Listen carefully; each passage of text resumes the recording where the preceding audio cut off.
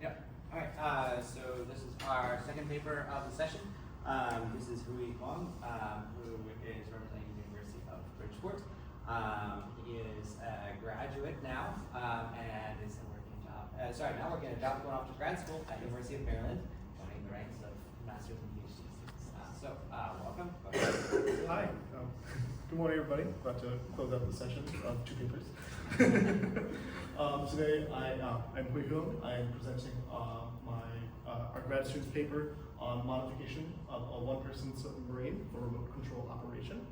So, today, just kind of a general overview for our presentation today. We'll be going over the history of the submarine called the Explorer, our project overview, our goals, our system architecture overview, the current research we're performing on the project, and then our kind of next steps and what we plan to do in the future with the submersible. So, kind of a general outline for people who do not know where we are. We are the University of Bridgeport. We were founded in 1927 and are a private national university located in Bridgeport, Connecticut. So, as you can see over here, this is our university. We're located right along Long Island Sound. You can see over this corner right here. We have a student population of about 4,000 students, which comprises about 40% undergrad and about 60% graduate students. And all this work is being performed out of the Extreme Environments Laboratory. This laboratory contains projects ranging from the depths of the ocean all the way to the edge of space. We host 12 undergraduate and graduate students, and the lab receives funding from the Connecticut Space Grant Consortium, the Office of Naval Research, Sikorsky, the Connecticut Health and Educational Facilities Authority, and much more. This project in particular is funded by the Office of Naval Research. And this is our submarine. Their name is the Explorer. The Explorer was built in 1999 by Alan, which is this guy right here. Alan dreamed of building a submarine from the age of 12, and he finally made his dream come true. So in 1999, Alan built the submarine. His last dive took place in 2010, where he traveled down to 120 feet with himself as the pilot. The submarine can operate up to 1 atmosphere in pressure and is designed to go up to 400 feet deep. He spent 10 years at the Norwalk Maritime Aquarium Museum, as well as the Bridgeport Discovery Museum as a static display for K-12 education on underwater exploration and submersibles. In 2016, the submarine was on loan to the university, and in 2018, the submarine was purchased for this project, where it will now be converted to become remotely operated. So, here are some problems we kind of looked at when starting this project. First of all, the submarine requires a certified diver as a pilot. This kind of limits its usage, as not a lot of students are certified divers, as we learned in the last presentation. There's a lot of cost limitations, there's a lot of logistical limitations, and there's a lot of insurance limitations. So having a certified diver as a pilot really prohibits student involvement in this kind of project. So this project will implement the ability to operate the vehicle remotely from either the shore or the boat via a tether. So the life support systems and human operated controls will remain in the submarine, but we will be adding the addition of remote capabilities from the surface. The Explorer will be used for exploration, scientific experiments, nautical archaeology, and marine life observation along the Long Island Sound and Atlantic Ocean. To the best of our knowledge, this is kind of the first time this has ever been done, where a custom submarine has been taken from one man operating to be remotely operated. So we feel like that's pretty cool. So here's our project. This project is a collaboration across the University of Bridgeport, the University of Southern California, and our naval partners in Newport, Rhode Island, and Port Hueneme in California. This project will cover the maintenance and restoration of the Explorer submarine, incorporate the use of ROV technology, identification of monocomponents, and implementation of these components to enhance the performance of the submarine for exploration purposes. So this is kind of a very rough diagram that we made at the beginning of this. We wanted to look at standing ROVs that we have researched and determine what we needed to apply the controls for from this one-person submarine. So we have the battery system, we have the navigation, sensing, propulsion. All these different functions are typically displayed on ROV displays on a computer. So we want to make sure all these aspects we are able to operate them from a tether.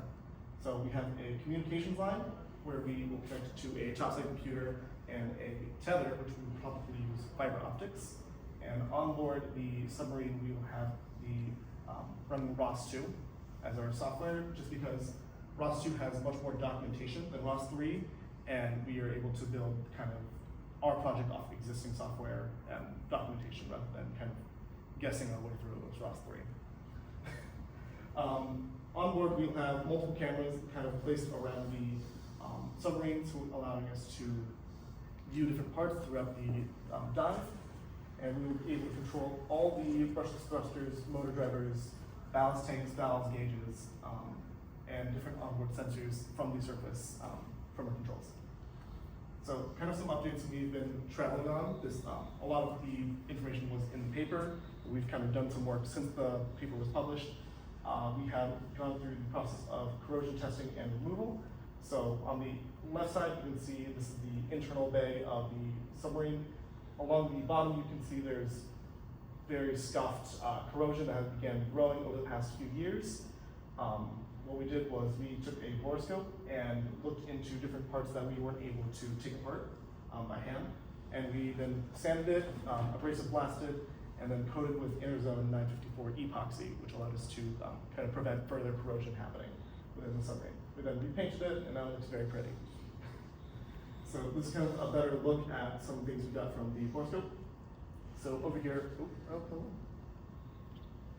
What's that? There we are, back.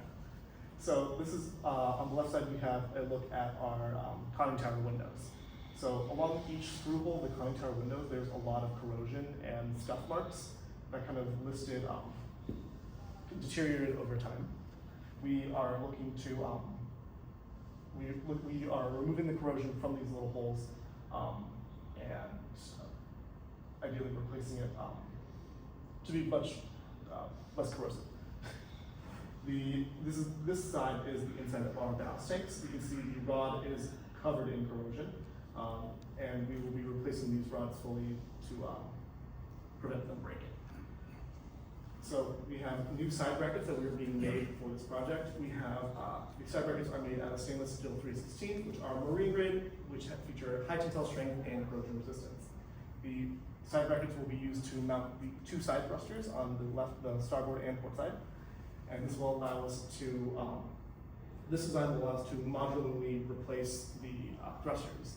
The previous design was welded together, and it was very clunky and very heavy, and we were not able to replace the previous thrusters after so long. So this is our new design. This picture in the bottom right corner features our first iteration of the bracket. It was welded together via the help of Goodwin University, which is a partner university of the school. The welding team we designed it, the welding team put it together. For our next iteration, we'll be moving to a manufacturing company local to the university to kind of get a better standing model that is more structurally sound. Next, we have our thruster clamp. So another aspect for the thruster is we have a vertical thruster mounted on the front side of the submarine. The thruster clamp is made out of Delrin, which is an acetic plastic, which is great for high strength to weight ratio, electrical insulation, and non-corrosive. So the previous Delrin clamp was broken following its time as a diving pilot. So we will be replacing it fully. This is just to secure the external thruster to the protective cage, which will prevent the submarine from encountering any rocks and sudden bumps. So lastly, we have we have sketched out the testing for the submarine to make sure everything's operational. So the first test, for all tests, it will be performed unmanned and will be launched in a conventional shoreside crane or marine travel lift. So the remote pilot, we will have 2 certified divers accompanying the ROV at all times, and the remote pilots will also have 100 hours of experience in operating unmanned underwater vehicles. So the first test is kind of just check for internal leaks and flotation. We want to make sure it floats. We want to make sure it doesn't sink to the bottom. The vehicle will be at the water surface. This will be quote unquote tethered. Will still be attached to the crane or lift, and the hatch will remain open, so we are able to put a camera down and check for any internal leaks. The second test will be to check for any adjustments from test 1, as well as submerging the vehicle now to a state of neutral buoyancy. From there, we will be able to test from a fiber optics tether all the functions on board with the controls from the surface. This will test propulsion, controls, cameras, and communications to make sure everything is functioning properly at a very safe height from the surface. Next, we have our third test, which is essentially the same as test 2, but we're now moving down to 10 to 15 feet below the surface. This will still be tethered, and we will test all functionality to make sure communications works properly. And the fourth test will be the same, but at a rated travel length of 25 to 30 feet below the surface. Again, at all times, the Explorer will be accompanied by 2 certified divers to kind of make sure everything is operational. So lastly, we will also be accompanying by a small ROV we have from iSensus. It is Blue Robotics 2, which will also conduct observation via tether and document the process via an onboard camera. We plan to deploy this in October 25, spring 26. This is highly dependent on New England weather because we want the water to be warm enough for certified divers to travel in without getting frostbite. So depending on the temperature of the weather, it'll either be October 25 or late spring 2026. And then the future plans currently are to enhance this project to become fully autonomous and move into the realms of AI. So that's my presentation. Thank you so much.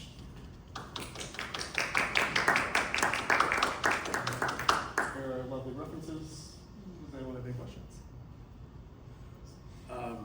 How tightly do you need to know where it is underwater? You had the GPS for the surface stuff. Mm-hmm.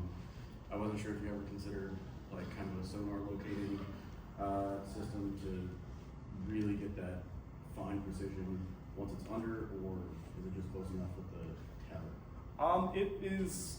We think it's going to be close enough with the tether, but we're looking into like applying onboard sonar and externally like searching around the area to make sure we're as precise as possible. Because when we're aiming to travel deeper, we want to make sure that we're not bumping into any rocks or any different reefs that we're endangering.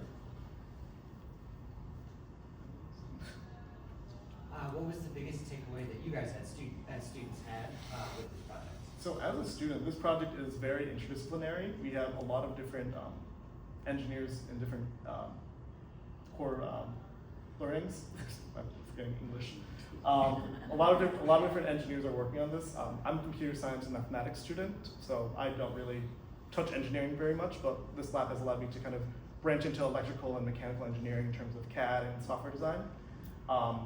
A lot of us are kind of taking what we're learning in class and kind of finally getting that like hands-on experience and kind of like really applying what we're knowing. I find it really hard to learn in class and kind of just like learn theory and just stare at a presentation and be like, oh yeah, this in theory makes sense. But then like working on a project like this where I'm like building a submarine or like enhancing a submarine, it puts it really all into perspective. It kind of like helps me. I'm much more of a hands-on learner, so it makes it really easy to understand and learn from this point. How clear is the water where you're going to be testing? Very dirty. So it's hit at least. It looked like that Blue Robotics ROV that you had sonar on it. Yes, it did. And so we run Blue Robotics ROVs where my lab is, and you have a very hard time seeing like that range. It would be a challenge. So if you're trying to actually get meaningful documentation from that Blue ROV, you might find that the sonar is a useful tool to get good with. And it's not an easy sonar to get good with. It is not an easy sonar. We've had quite a bit of practice with it, and we've gotten a system down to where we can operate with the sonar and a rough like 5-foot different distance from the point of object we're trying to look at. So hopefully we'll be fine in the Long Island Sound. We're looking at a few different areas in terms of launch points. It kind of depends on the climate and kind of depends on the clearness of the water, but we would ideally have clear waters to work with. My grass tank keeps telling me that we need to do our testing down in Caribbean, yeah. Who wants to fund a one-ton submarine traveling down the Caribbean? Any other questions? Thank you. All right, thank you.